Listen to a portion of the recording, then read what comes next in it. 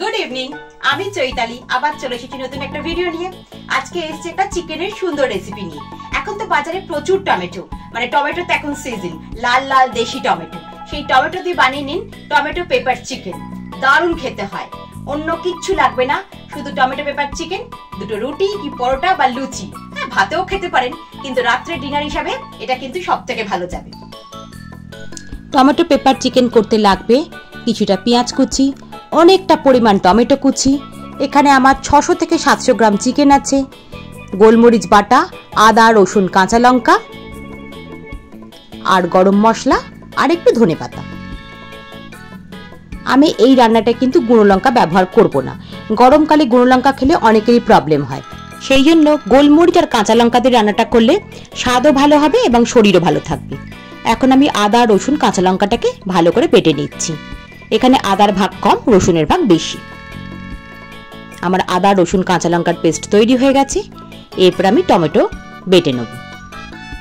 এখানে আমি 600 থেকে 700 গ্রাম চিকেন আছে, তাতে আমি বড় বড় 4টে টমেটো নিয়েছি।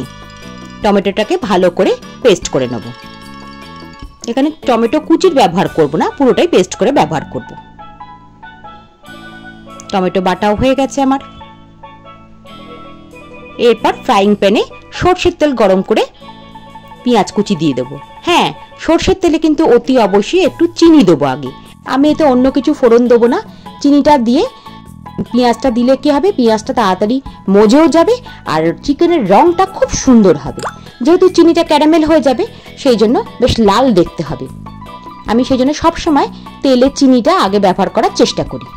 পেঁয়াজটা একটু বেশ ভালো করে ভাজা ভাজা হবে, মানে লাল হয়ে যাবে আর কি, তবেই কিন্তু আমি অন্য কিছু মশলা মেশাবো। পেঁয়াজটা ভালো করে ভাজা হয়ে গেছে, একদম ব্রাউন হয়ে গেছে। এরপর আমি দিয়ে দেবো আদা রসুনের পেস্ট। আমি বড় চামচের 2 চামচ আদা রসুন আর কাঁচা লঙ্কার পেস্টটা দিয়ে দিলাম। দিয়ে একটু কষতে থাকতে হবে। একটু ভালো করে কষা হয়ে গেলে এবার দেবো একটুখানি হলুদ গুঁড়ো, তারপরে দিয়ে দেবো অনেকটা পরিমাণ টমেটো বাটা, যেটা আমি আগেই বেটে রেখেছিলাম। এইটা দিয়ে কিন্তু ভালো করে কষাতে হবে যতক্ষণ না তেল ছাড়ে। টমেটোর কাঁচা গন্ধ থাকলে চিকেন ভালো হবে না। এটা কিন্তু হাই আঁচে আমি কষাবো না, লো আঁচ করে কষাতে থাকবো এবং মাঝে সাথে ঢাকা দিয়ে দেবো। ঢাকা দিলে কি হবে, টমেটোর কাঁচা গন্ধও চলে যাবে এবং টমেটোটা পেঁয়াজের সঙ্গে ভালো করে মজে যাবে। যতক্ষণ না তেল ছাড়ে ততক্ষণ কিন্তু আমি চিকেনটা দেব না। মাঝে সাথে ঢাকা খুলে নেড়ে দিতে হবে যাতে পেঁয়াজ টমেটোর সবকিছু বেশ মজে যায়। এরপরে আমি চিকেনটা দিয়ে দিচ্ছি। চিকেনটায় কিচ্ছু ম্যারিনেট করা ছিল না, শুধু ধোয়া ছিল। চিকেনটা দিয়ে এবার কষাতে থাকতে হবে। যখন চিকেনটা দেবো তখন একটু ফ্লেমটা হাই করে দেবো, নাহলে চিকেন আবার শিটে হয়ে যাবে। চিকেন সবসময় রান্না করার সময় হাই ফ্লেমে রান্না করবেন, তাতে চিকেন তাড়াতাড়ি সফট হয়ে যাবে। এরপর একটু ঢাকা দিয়ে দেবো। মানে ঢাকা দেওয়া আর খোলা এই কাজটাই এই রান্নাটা সব থেকে মেন ব্যাপার। ঢাকা চাপা দিয়ে নাড়াচাড়া করে চিকেনটা রান্না করতে হবে একটু ধৈর্য ধরে। আমার চিকেন কিন্তু মোটামুটি সেদ্ধ হয়ে গেছে। আমি কিন্তু এখন অবধি নুন দিইনি, তার আগে গোলমরিচ বাটাটা দিয়ে দিচ্ছি। আমি এখানে 3 চামচ মতন গোলমরিচ বাটা দিলাম। গোলমরিচের ঝালটাতেই কিন্তু চিকেনের ঝাল হবে। হ্যাঁ, আদা রসুন কাঁচা লঙ্কা একটু বাটা ছিল, কিন্তু এতে গোলমরিচের ঝালটাই ঝাল। গোলমরিচ কিন্তু শরীরের পক্ষে খুব উপকারী, কারোর গ্যাস অম্বল হলে বা পাতলা পায়খানা হলে এই গোলমরিচ কিন্তু খুব কাজ দেয়। এবার চিকেনটায় আমি নুন দিয়ে দিলাম। যে কোনো পেটের সমস্যায় শুকনো লঙ্কা যতটা ক্ষতিকারক, গোলমরিচ ততটাই উপকারী। রান্নাটা আমার মোটামুটি হয়ে এসেছে, আর একটু শুকনো শুকনো করে নিলেই একদম রেডি হয়ে যাবে। এই রান্নাটা করতে বেশি সময় লাগে না, শুধু একটু বাটাবুটির যা ঝামেলা আছে। হ্যাঁ, এরপর আমি একটু গরম মশলা দিয়ে দিচ্ছি। এই গরম মশলাটা কিন্তু আমার বাড়িতে তৈরি গরম মশলা। এতে আছে জায়ফল, জয়িত্রী, ছোট এলাচ, লবঙ্গ, দারচিনি শুকনো খোলায় রোস্ট করে গুঁড়িয়ে রেখেছিলাম, সেটাই আমি 1/2 চামচ মতন দিয়ে দিলাম। আর লাস্টে দিচ্ছি একটু ধনেপাতা কুচি। আমার রান্না কিন্তু একদম কমপ্লিট। 2 দিন বাদে নববর্ষ।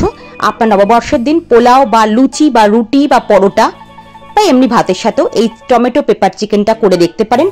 নিশ্চয়ই সবাই এই রান্নাটা পেয়ে খুশি হয়ে যাবে। আপনারা চাইলে লঙ্কা গুঁড়ো ব্যবহার করতেই পারেন। আমার রান্নাটা কমপ্লিট হয়ে গেছে, এবার আমি সার্ভ করে দিচ্ছি। রান্নাটা দেখতে কিন্তু দারুণ হয়েছে।